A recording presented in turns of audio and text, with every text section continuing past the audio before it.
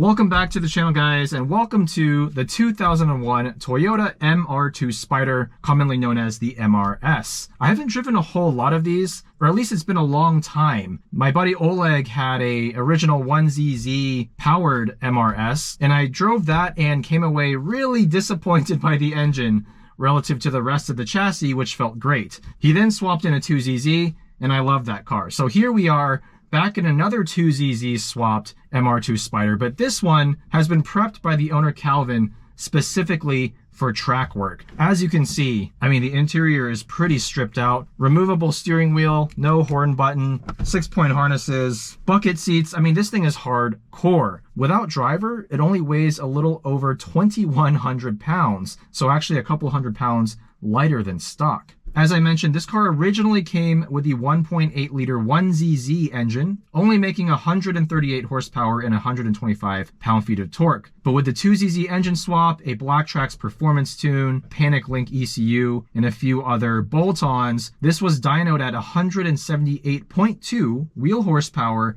at 7,900 RPM, and about 126 pound-feet of torque at just over 7,000 RPM. Rev limiter is around 8,300. Full list of mods in the video description. Way too much for me to even go through right now. We have a 6-speed manual transmission, OEM LSD, a lightweight flywheel, and we've got the Annex Club Spec suspension with Swift springs. A bunch of suspension mods to give this the stance and the alignment and the adjustability. And in terms of wheels, we have Koenig decograms, 15x9 in the front, 15x10 in the rear, running staggered Yokohama A052s, a lot of exterior mods as well. Let's just drive this thing and see if you can make an MR2 Spyder that's been prepped for the track actually be enjoyable to drive on the road.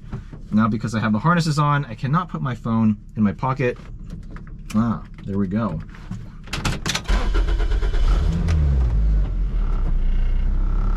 All right, now, first things first, this shifter is absolutely terrible.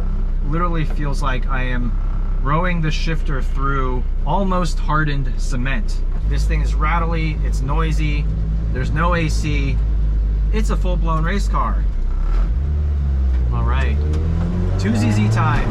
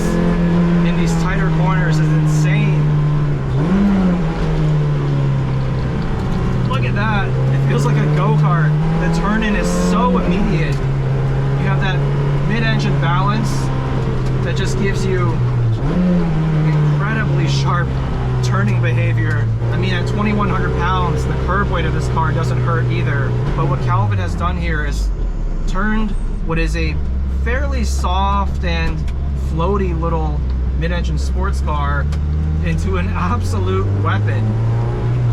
Hydraulic steering, of course, pretty good feedback. Not the best feedback, in my opinion. I think some contemporary Mazda Miatas like the NA and NB with similar mods, especially with depowered racks, do have better steering feel. But I do think that this feels good, and this small Sparco steering wheel enhances the steering feedback coming through. Because this car is so light, it doesn't even need upgraded brakes besides just pads and fluid.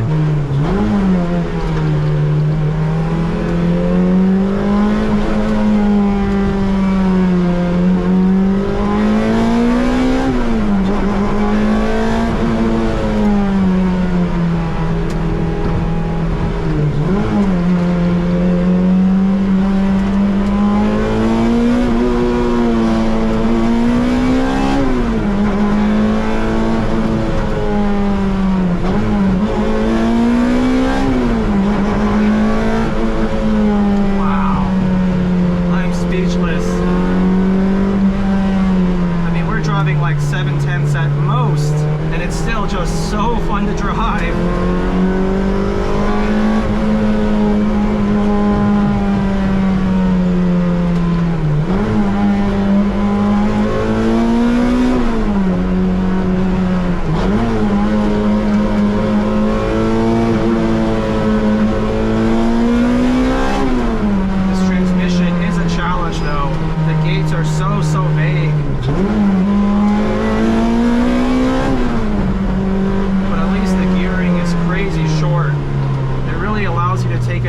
Of this car's high redline. I mean, all the power is from 6,000 to around 8,300, so having very closely spaced gear ratios is crucial.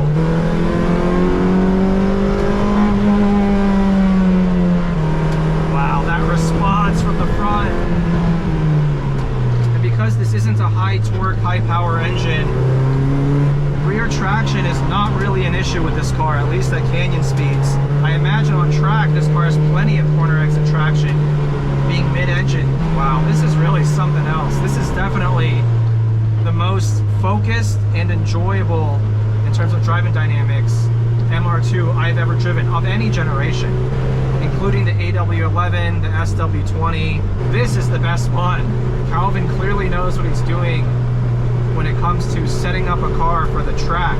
I'd be curious to actually get this on track at, say, Sonoma Raceway or Thunderhill West, some of the more technical tracks, and see how it performs. But at least in terms of how it feels at 7/10, one word I could use to describe it: response. The engine response, the brake response, how immediately this car stops when you touch the pedal. Because of that lightweight, all of the suspension mods, and the mid-engine balance, the turn-in response is insane. Look at this. It's just immediate. There's no slop in the front end at all. This is very harsh on the street, on a nice back road, or obviously on a racetrack. This car just comes to life.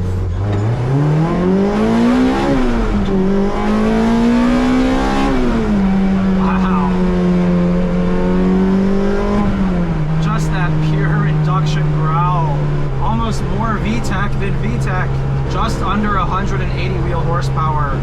Feels perfect for this car. It could probably handle another 20, 30 wheel horsepower. That's why people do K-swaps. But this doesn't feel underpowered. But more importantly, it has the response and the high revs that you want, that you crave in a car like this.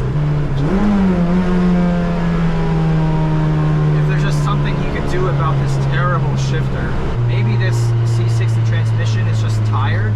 Some of the other MR2 Spyders I've driven had a much better feeling transmission, so I think there's just something wrong with this one.